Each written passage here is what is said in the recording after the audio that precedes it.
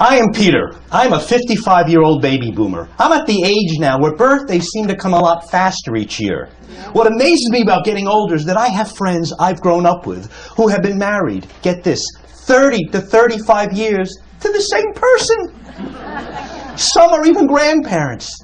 This amazes me. Why? Because I'm a bachelor. And the difference between a bachelor and a married man, bachelor comes home, sees what's in the fridge, goes to bed. Married man comes home, sees what's in bed, goes to the fridge. What woman breaks up with her boyfriend on Valentine's Day? Pick any other holiday. Labor Day, Armistice Day. I once had an Irish girlfriend break up with me on St. Patrick's Day. Kathleen. She was a flight attendant. She used to bring her work home with her, and it scared me. I remember it was over. Her parting words were, Peter, bye-bye. Bye now, bye-bye. Bye-bye. Bye-bye. You can exit to the left. You can exit to the right. Maybe I'm just in denial, and I realize I have to start dating again. And I don't want to date anymore. This whole Me Too movement scares me. You go out with a woman on the first date, you say the wrong thing, Gloria Allred leaps out of the bushes, puts you in a headlock, and bitch slaps you. But just think, if it wasn't for marriage, men would go through life not knowing they had any faults at all. This man's nodding, you know exactly what I'm talking about. Oh yeah, we're on the same page. And let's face it, men, we have faults, big faults. Man's biggest downfall in life, business, and relationships is his obsession with sex. It really is. Oh, just look at the news headlines. Masters and Johnson did in-depth research and discovered men think about sex 6 seconds out of every minute of the day. Where was I? The black widow spider will lure the male into her web with her scent, and only after she knows her eggs have been fertilized, then she kills him. Been going on for thousands of years, and yet the other male spiders don't notice a pattern.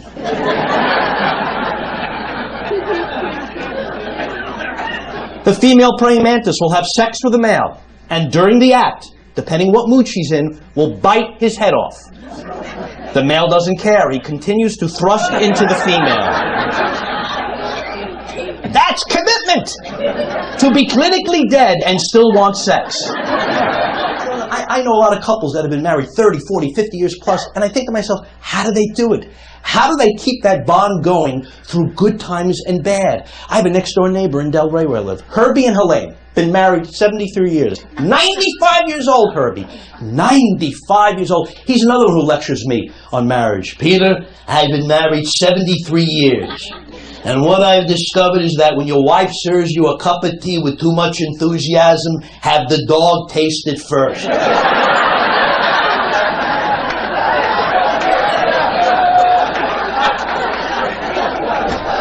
73 years.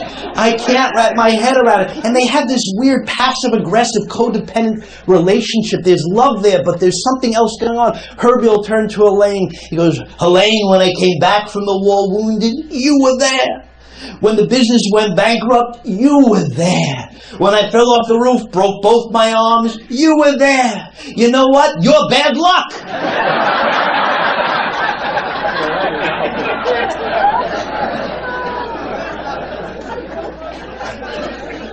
And then I realized, maybe you can help me with this, there's two different loves in marriage. There's the romantic marriage love at the beginning when you're newlyweds, where Herbie probably turned to Elaine and said, Elaine, you are the wind beneath my sails. I love you deeply each and every day. 73 years later, there's marriage love. Elaine turns to Herbie. Turn your ass, Herbie. Get in the light so I can see it better. Yeah, the swelling's gone down today.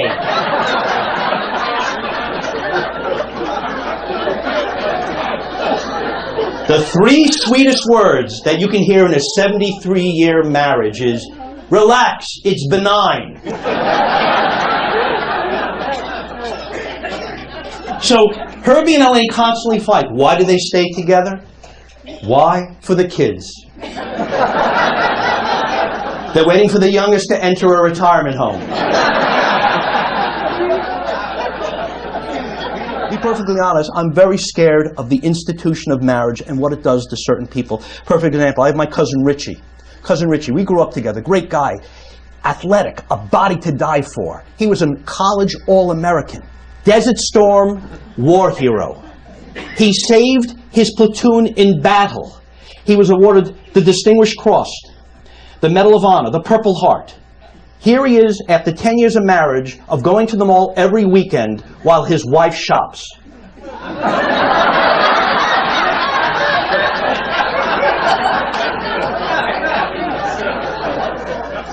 The man has capitulated. Nelson Mandela was in prison for 27 years. Daily he was beaten, tortured, and starved. They wouldn't break him. He's finally released.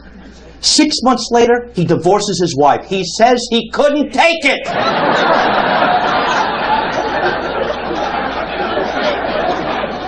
I love reading a Latina's profile on Plenty of Fish. She's 42, and all her kids are over 30.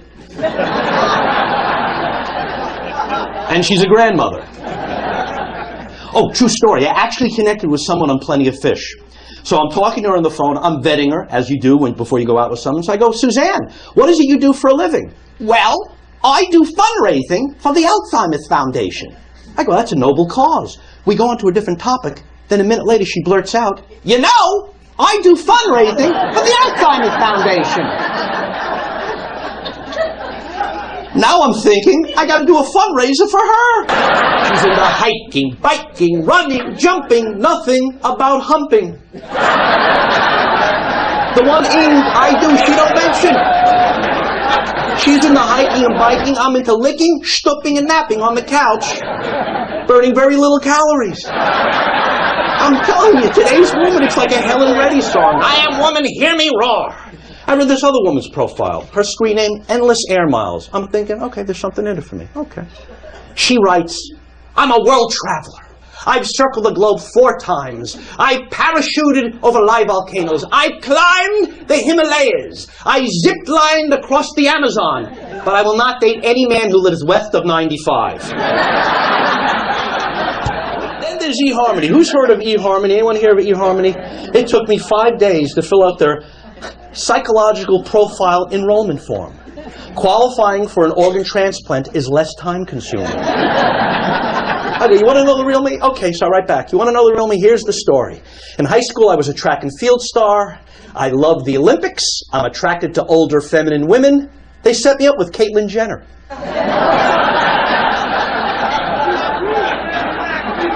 Now, let me tell you, when she drinks, she really loosens up. We're sitting down having cocktails, and there's chemistry. And I broke my cardinal rule. I don't really know her that well, but I was getting hungry, and I liked her. So I innocently said, Roxanne, would you like some dinner? She grabbed that menu like a ninja grabs nunchucks. Well, I guess I'll have the Maine lobster. I look at her. Guess again.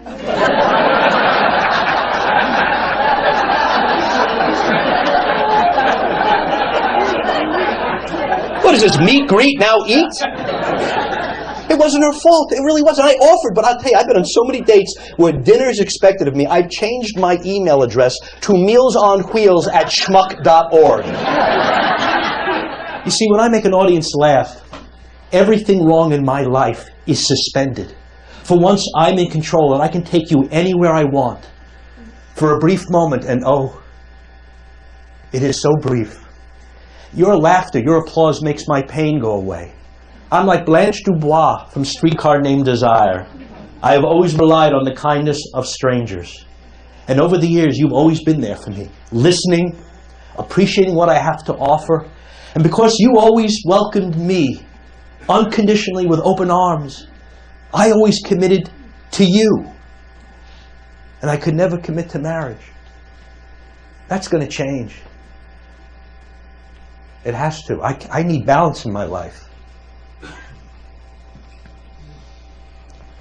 Cheryl, it's been a year ago since you told me how you felt, and I thought about what you said, and if you're still willing, I want to take our relationship to the next level. Not tomorrow, not next week, now. I want to travel the world and make memories with you, and I will do anything to keep you in my life forever. Till death do us part, me first. Well, we picked a wedding date, and you're all invited, 2028. The day after I qualify for Medicare.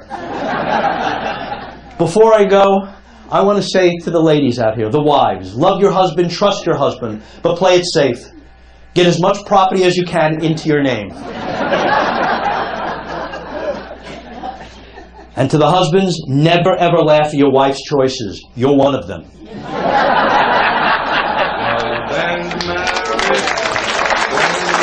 Great show. Had a great time. Very funny. Very true. Good story, Peter. Good work. Hi, I'm Lou Villano, Hi, I'm Louise Villano. and we just saw Peter Fogel's Till Death Do Us Part, You First. Hilarious. So great. We laughed. It was wonderful. It was touching. It was everything. Peter is one of the best. It's his own show. It's a must-see show. Really. I just saw Peter's Till Death Do Us Part. Great show. Really funny. We just saw Peter Fogel in Till Death Do Us Part. It was a great show. We laughed hysterically. Great show. Loved it. Great. It was great. A lot of fun. We really had a good, really the epitome of what marriage is. Long-term relationships. Yeah, gave us some insights. That's right. Great insights, and we'll be leaving here a better couple for it. Hi, this is Donna Baker from Jensen Beach. I'm just getting out of Peter Fogel's one-man show. It was hysterical. Hi, I'm Randy with the Boca Blackhawks. We had Peter Fogel's one-man show here, Till Death Do Us Part, You First. I highly recommend it for any theater that wants a good, solid show for their audience. It was full of laughs. It was hysterical. The audience had a great time. And as far as I'm concerned, we sold out the house. That's the type of show I want to book here. Hi, I'm Charlie Birnbaum. I'm the manager of the Stanzik Theater here in Lake Worth.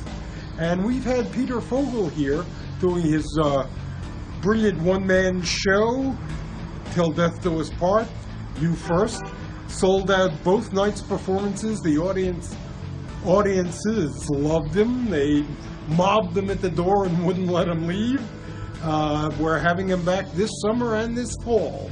So he did a great job here at the Stanzik.